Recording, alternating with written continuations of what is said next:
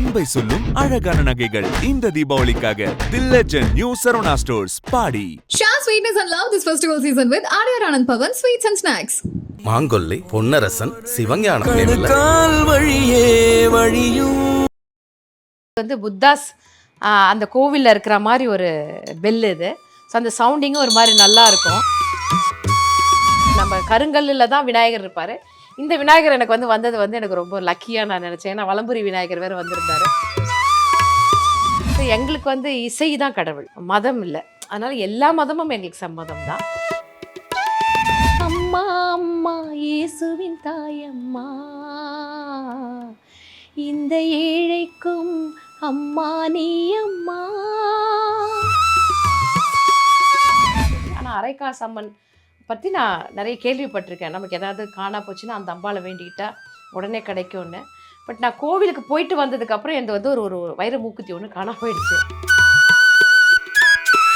மறக்குது. அதில் ஒரு கிஃப்ட் விநாயகர் எனக்கு சர்ப்ரைஸாக வந்தார். எனக்கு அஷ்டலட்சுமி செப்புலன்னு நினைக்கிறது. அதை எனக்கு தெரிஞ்ச ஒரு 30 வருஷங்களுக்கு மேலாக அதை நான் பூஜை ரூம்லேருந்து எடுத்ததே இல்லை. நிறைய ட்ராவல் பண்ணுறீங்கும் போது ஒரு இடத்துக்கு போகும்போதும் கண்டிப்பாக ஒரு கோவில் விசிட் பண்ணியிருப்பீங்களே, அப்படி வாங்கின சாமிகள் அவங்க யாரெல்லாம் இருக்காங்க சொல்லுங்கள். ஆக்சுவலாக சொல்லணும் பார்த்தீங்கன்னா, நான் வாங்கவே மாட்டேன். இங்கே நான் வச்சுருக்க எல்லாமே எனக்கு அந்த கோவிலில் இல்லை கோவிலுக்கு போயிட்டு வந்தவங்க எனக்கு கிஃப்டாக கொடுத்தது தான். அது மாதிரி தான் எனக்கு இந்த விளக்கு இந்த அம்பாளோட விளக்கு மகாலட்சுமி விளக்குன்னு சொல்லுவாங்க. இது என் ஃப்ரெண்டு எனக்கு வாங்கி கொடுத்தாங்க. அவங்களுக்கு வாங்கும்போது எனக்கும் சேர்த்து வாங்கி கொடுத்தாங்க. இந்த பாபா ஒரு ஸ்பெஷல், எனக்கு ஒரு மாதிரி சர்ப்ரைஸாக வந்தார். எனக்கு இவ்வளோ பெரிய பாபா விவேக்குன்னு சொல்லிட்டு மலேசியாவில் என்னோட ஃபேமிலி ஃப்ரெண்ட். அவங்க சன் இங்கே வந்தால் தங்குவார், ஹரின்னு சொல்லிட்டு. அவரும் எங்கள் அண்ணா பொண்ணு ஐஷு சொல்லிட்டு போயிட்டு எனக்கு சர்ப்ரைஸாக வாங்கிட்டு வந்து இந்த பாபாவை கிஃப்ட் பண்ணாங்க. நான் எதிர்பார்க்கவே இல்லை எனக்கு இந்த பாபா வருவார்னு சொல்லிட்டு. இதே மாதிரி ராதாகிருஷ்ணன் என் டாட்டர் எனக்கு கிஃப்ட் பண்ணாங்க. இதெல்லாம் ஃபேமிலி மெம்பர்ஸு. இதெல்லாமே இதை எனக்கு மஸ்கட்டில் இது ரொம்ப ஒரு மாதிரி இந்த பெல்லுன்னு சொல்லிட்டு எனக்கு விஜின்னு சொல்லிட்டு என் ஃப்ரெண்டு அவங்க கிஃப்ட் பண்ணாங்க மஸ்கட்டில் இருந்து. அந்த பெல்லோட சிறப்பு என்னது மேடம்? இது என்ன ஸ்பெஷல் எனக்கு தெரியல. இது புத்தாஸ் அந்த கோவிலில் இருக்கிற மாதிரி ஒரு பெல் இது. ஸோ அந்த சவுண்டிங்கும் ஒரு மாதிரி நல்லா இருக்கும். ஸோ அது அவங்க கிஃப்ட் பண்ணாங்க. இது ஒரு கோவிலில் தான் கொடுத்தாங்க. இந்த விநாயகர் எனக்கு கோவிலில் கொடுத்தாங்க. அதே மாதிரி இந்த குட்டி விநாயகரும் இது கொடுத்தாங்க. இது மலேசியாவில் இப்போ போயிருந்தேன். பாபாவோட சேர்த்து விநாயகர் எனக்கு குட்டியாக வச்சுக்கோங்கன்னு சொல்லி அவங்க கொடுத்தாங்க. ஸோ ஒரு சிலது என்னால் வச்சுக்க முடியும். அதே மாதிரி இந்த விநாயகர் எனக்கு ரொம்ப ஸ்பெஷலான ஒரு விநாயகர். எங்கள் வீட்டில் நிறைய விநாயகர் இருப்பாங்க.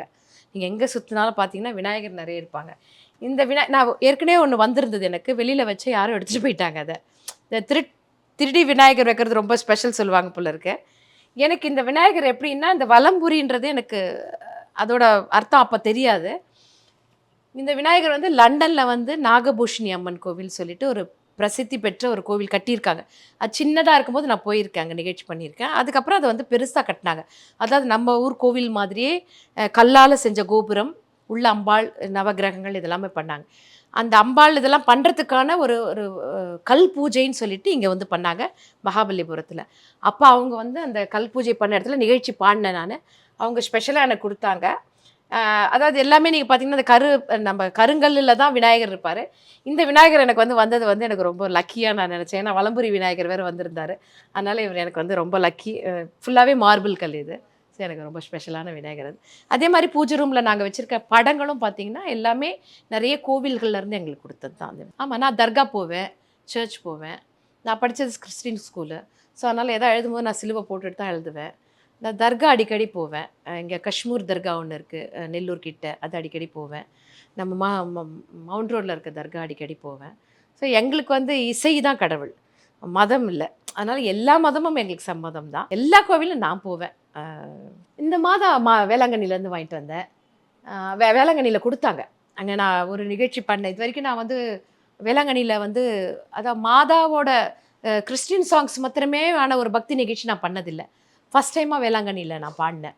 நான் ஒரு 2-3 வருஷத்துக்கு முன்னாடி. அப்போ அங்கே கொடுத்தாங்க.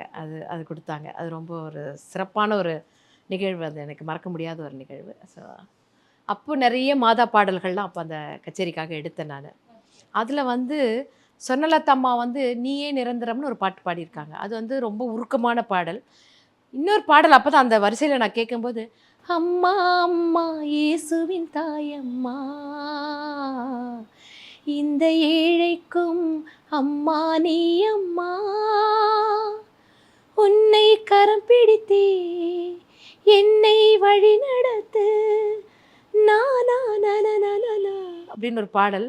அந்த பாடல் ஃபஸ்ட்டு கேட்கும்போது என் கண்ணில் தண்ணி வந்துருச்சு. ஏன்னா அவங்க நம்ம கிட்ட இப்போ இல்லை, இருந்தாலும் அவங்க குரல் மூலியமா நம்ம கிட்ட இப்போ வாழ்ந்துட்டு இருக்காங்கன்றது. பொதுவாக கோவிலுக்கு போகிறங்கும் போதே இந்த ஸ்லோகன் இந்த பாட்டு பாடுறோம். அதே போல் சர்ச்சுக்கு போனாலும் மாதாக்காக இது பாடுறோம். தர்காவுக்கு போயிட்டு ஏதாவது பாடல்கள் பாடினது இல்லைங்க.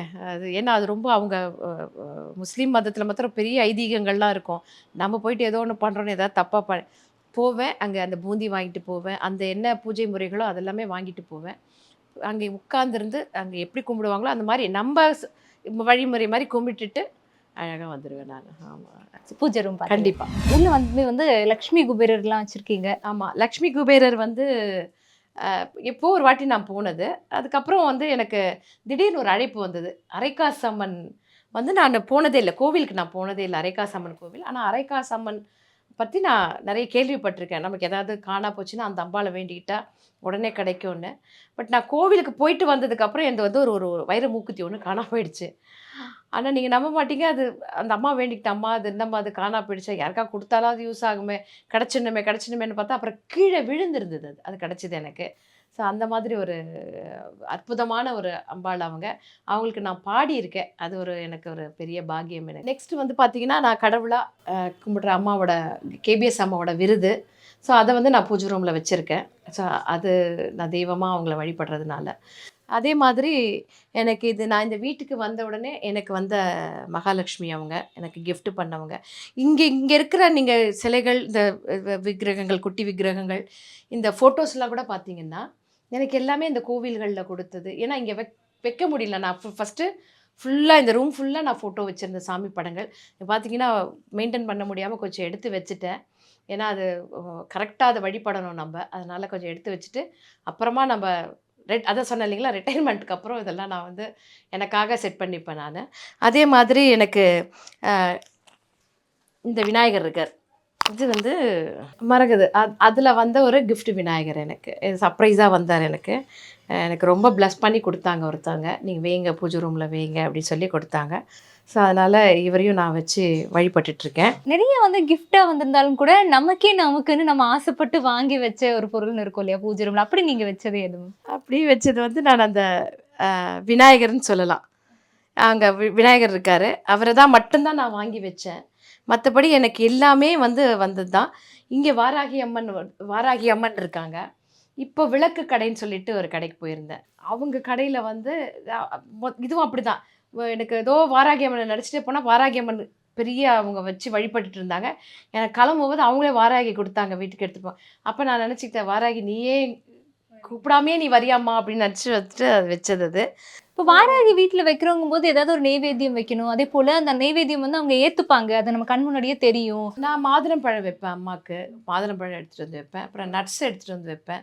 அப்புறம் அவங்களுக்காகவே அந்த அரளி, சிகப்பு அரளி இருக்குது இல்லைங்களா, அதை கட்டி வைப்பேன். நானே என் கையால் கட்டி வைப்பேன். ஸோ அது நான் ரொம்ப வருஷமாக வச்சிட்ருக்கேன். அப்படின்னா மனோனா எனக்கு வந்து ஒரு நியூ இயருக்கு வந்து எனக்கு ஒரு அஷ்டலட்சுமியோட வந்து ஒரு சின்ன ஒரு இது கொடுத்தாரு. அந்த மேரு அந்த மாதிரி வச்சு ஒரு அஷ்டலட்சுமி செப்புலன்னு நினைக்கிறது. அதை வந்து எனக்கு தெரிஞ்ச ஒரு 30 வருஷங்களுக்கு மேலாக அதை நான் வந்து பூஜை ரூம்லேருந்து எடுத்ததே இல்லை. மற்ற விஷயங்களாவது சில விஷயங்கள் நம்ம எடுப்போம், வேறு வைப்போம், அந்த மாதிரிலாம் அதை மாத்திரம் நான் வச்சுட்டே இருக்கேன். அதே மாதிரி எனக்கு வந்து தியாகராஜ சுவாமிகள் வந்து ஒருத்தர் கிஃப்ட் பண்ணாங்க, அவரையும் நான் வச்சு வழிபடுறேன். ஸோ இந்த மாதிரி எனக்கு எல்லாமே அவங்களா என்னை தேடி என் வீட்டுக்கு வந்தவங்க எல்லாருமே, இவங்க எல்லாமே. ஸோ அதனால் எல்லாருமே நான் வச்சு வழிபட்டுருக்கேன். ரொம்ப சிறப்பு. நிறைய விஷயங்கள் பகிர்ந்துக்கிட்டீங்க, நிறைய சாமிகள்லாம் வச்சுருக்கீங்க, அது எல்லாமே ஷேர் பண்ணிக்கிட்டீங்க. ரொம்ப நன்றி மேம். ரொம்ப ரொம்ப ரொம்ப நன்றிங்கம்மா. தேங்க்யூ. அன்பை சொல்லும் அழகான நகைகள் இந்த தீபாவளிக்காக the legend new Saravana stores பாடி. Share sweetness and love this festival season with ADVERTISEMENT Pavan Sweets and Snacks. Mangollai, Ponnarasan, Sivagnanam வழியே வழியும்